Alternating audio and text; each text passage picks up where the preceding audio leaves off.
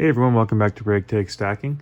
In today's video, I just wanted to go over a little bit about silver bars. It is a quite popular way to stack silver.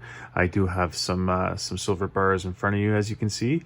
Right now, I did just recently revise my stacking strategy, and I'm not planning on picking up many bars in the near future. I am working on some tubes of Maple Leafs and Britannias in particular, as far as coins go. But yeah, I do enjoy picking up bars when I do change my plan around and I want to pick up some more generic stuff. I know some people don't particularly like grabbing the bars. They prefer just getting the coins, and they even tend to stay away from the rounds a lot too. They just prefer picking up coins. One reason that I like the silver bars is the price. You can't beat the price. These are generic pieces of silver. This one's from TD. I do like the TD precious metals. I like a lot of their products. I don't usually keep generic stuff in cases. It's just that their generic products and the cases they use, they're indestructible. You know what I mean? They can't really break it open. I tried to get a 2 ounce out of its capsule, and it was in there. It was indestructible. You can pick bars for cheaper than you can pick up rounds. Like the 1 ounce bars here, you can get cheaper than 1 ounce rounds. Now there are some exceptions when it comes to bars. Like when you look at this one here, this one, I mean, obviously it looks like a bar, it's rectangular and everything like that. It's from the Perth Mint, but this is actually considered a coin. It's got a dollar denomination there. It's backed by Australia. You can see the Queen on here, and it's got that $1 denomination. So this technically is a coin. It's a rectangular coin. It's a bar coin, but it is a coin. And Australia also has triangular coins. They have that shipwreck series. I don't have any of them, but I do like the look of those coins, those triangle coins, and those are considered coins as well. But as far as bars go, this one isn't going to be, you're not going to be paying that generic price for this, you know what I mean? Because it is that, from a sovereign nation, and it's not generic. And also, I don't have much here. I only have small examples of it, but hand poured stuff too. Hand poured, you will not be getting the same generic pricing that you'd be getting. Like with these 1 ounce hand pours, you're not going to be paying the same for this 1 ounce sunshine minting bar here. There's a lot more that goes into the hand poured stuff. It's a lot more hands-on, and you can see it's beautiful. You know what I mean? It is a lot of the people that do the hand poured stuff. It is artwork that they're dealing with, and you can see the individualized. What's the word I'm looking for? No two pours are really the same, you know what I mean? They can have ripples in them. They have these little pockets here. So you're paying for the artistry in it as well. You're paying for the person to pour it and give it that little, that little thing that is one of a kind to the piece, you know what I mean? It's there will be pieces that look the same. I mean, these relatively look the same, but as far as being exact, like these ones, these are specified to a specific measurement and weight, and it goes through a machine, and it's mass produced, so you know what you're going to be getting with this one, down to decimal points for the weight and decimal points for the exactness if you pulled out the calipers. But for the hand poured, you're going to be getting a little bit of a different size with that stuff. But excluding those situations where it's the coin and it's the hand poured stuff, the price is definitely a main reason why a lot of people go with the generic bars, is because it is one of the lowest prices that you can get on silver. Obviously, junk and constitutional is a good way to go if you want to get silver as close to spot price as possible. But silver, the bars are definitely a good way to go, and obviously the bigger you go, the less premium that there will be on it. So you got your different sizes here with the 5 ounce and the 10 ounce bars here.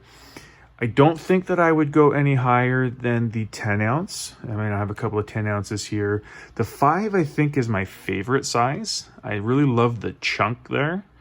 And this one finally ripped out of its packaging. This one's still in its packaging, but this one, it was loose and moving around a lot, and it finally broke out. So I don't mind having it in my hands. I like that nice chunkiness of the 5 ounce bar there. I do like the chunkiness of this and the compactness of it compared to like the Vicksburg, the America the Beautiful coin. you can see that the coin has a lot more surface area. The diameter is bigger, so it's not as chunky as this bar. So you can see they're both 5 ounces, but you can see how much space the bar takes up as far as a footprint on top of the America the Beautiful. So it's definitely a more compact and denser form of the silver there in the bar. So as I said, I'd rather, I don't think I would go any higher than the 10 ounce, especially with the kilo, as it's very expensive. Well, once you're getting up there, you'll see that you will be paying a low price per ounce, but a kilo is 32 ounces. So it's going to add up the price. And for that money, I would really rather pick up like a ½ ounce gold product or something like that. And another thing that you want to consider when you're picking up silver bars or you're stacking silver bars is where you're going to sell them and who you're going to sell them to. Now, it's always a good idea to have a good relationship with your local coin shop owner, or if you're just online, it's a good practice to meet some people on Instagram or Facebook, or there's a bunch of different sites and different hashtags and groups and everything like that of people looking to buy silver. So you can make some contacts there and you can see what people are buying. But I'm going to use the local coin shop as an example here. You can go in and you can ask them what it is that they're looking to pick up, what their most popular items are. You know what I mean? You can ask them, you can say, hey, what do you see coming in all the time? And what's the best stuff coming off the shelves? And they say, oh, the American Eagles and the Maple Leafs, they fly. I'll buy any of that stuff off you. And then you might ask them, hey, what about 1 ounce bars? And you can say, he might say, I love the 1 ounce bars. They're, one of my favorite best selling products. I'll pick them up off you any chance you get. But it could be different. He could say, no one really cares for these. They could say, I picked up 20 off of a guy and those sat on my shelf for a year or something like that. So if you only have one guy that you're going to, try and get a feel on what he would be looking to purchase off of you and the best price that he'll be looking at. It doesn't mean because that one person won't buy the bars off of you that this is a bust, this is a terrible deal. Don't pick up the bars because the one guy won't buy it off you. Like I said, there's many options on the internet. You will find some people that will be willing to buy the stuff off of you if you just do a little bit of searching and stuff like that. But, if that is your only way and that is your only exit plan, you're saying this local coin shop is the only place that I'm going to sell my stuff, well, then you are going to have to kind of stack according to how liquid you can make your stack. You know what I mean? If the guy is saying he's not going to be picking up 10 ounce bars for any sort of premium, you don't forget about any premium that you paid for it. You'll be lucky to get spot for it or something like that.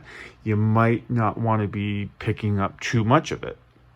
Just because, as I said, with your exit strategy, it's always good to, what you're going to be buying, how you're going to be buying it. It's always good to know how you're going to be selling it as well. And if you know right off the bat that this guy isn't too keen on some of these products, and it might be, it might not be make the best financial sense in the long run in getting your money back, you might want to shy away from the 10 ounce. He might say, the 10 ounces are really, really hard to move, but I move the 5 ounces like no one's business. Everyone loves these little chunky things. And the 1 ounces are even better.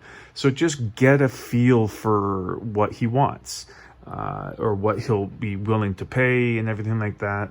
So that's definitely something that you want to consider is buying bars is fine, but how are you going to sell them? What the market's going to be like around you. So yeah, that's one of the things that you can do to strengthen the relationship with your coin shop owner is getting to know his buying practices and what he enjoys bringing into the store because he knows he can flip it quickly, and just get an idea of some of the stuff that he'll pay he'll pay the highest back in premiums on. You want to get the most back for your money. So if you are interested in stacking silver bars, just do that little bit extra homework on the back end there I mean, you're not going to be selling it for a while, but you got to think down the road. Just do a little bit of footwork and homework there, seeing how difficult or how easy it will be to unload a certain size or quantity of bar, and go from there. And another reason, the third reason that I'm giving for why it's good to stack silver bars is diversity. It's always good to have a nice diverse stack, and it goes back to the trying to sell it. Like if you go into a local coin shop, and let's just say your favorite coin, you live in the States, and your favorite coin is the Philharmonic. So you might walk into the local coin shop with the monster box full of Philharmonics and say, hey, bud, I have a monster box here of Phils that I want to get rid of. And the guy say, oh, those don't really move well in my shop. I bought a tube of Philharmonics off of a guy, and it took me forever to get rid of it. It's not really a popular item. If I were to buy a monster box off of you, I'd be holding on to that. I'd be holding on to that box for almost a decade trying to get rid of it. The most I can buy off you, it's 10 or something like that. You know what I mean? You don't really want to fall into that problem where your favorite coin might not be very liquid. It might not be something that a lot of coin shops are looking to pick up or stock because it just doesn't move. You know what I mean? They want to continuously have inventory coming in, coming out. They don't want stuff taking up room on their shelves, especially when it comes to this stuff. You know what I mean? It actually is taking up room. It's heavy, it's in the way, and you notice it when it's sitting there and no one's looking at it and no one's really interested in it. You're not really likely to pick it up again and go through that whole waiting process again. So yeah, a diverse stack is always a good idea, just so that you can maximize your chances of moving the silver. And you're not going to get stuck in a position where you only have one thing, and unfortunately the person that's buying from you doesn't like that one thing. You know what I mean? You want to maximize your chances of moving the stuff. So those are just some things that I wanted to talk about with the stacking silver bars. Those are 3 things that you should definitely think about when doing it, which is the price. That's definitely 100% a pro. Some of the examples I give here have pros and cons to them, but as far as pricing goes, you can't beat the silver bars. Even in the generic realm, it's going to be the cheapest out of all the generic silver, most of the time. Like I said, there are some exceptions, but if you're going to be looking at a Sunshine Minting 1 ounce bar or a Sunshine Mint 1 ounce round, you're going to be paying cheaper for the bar.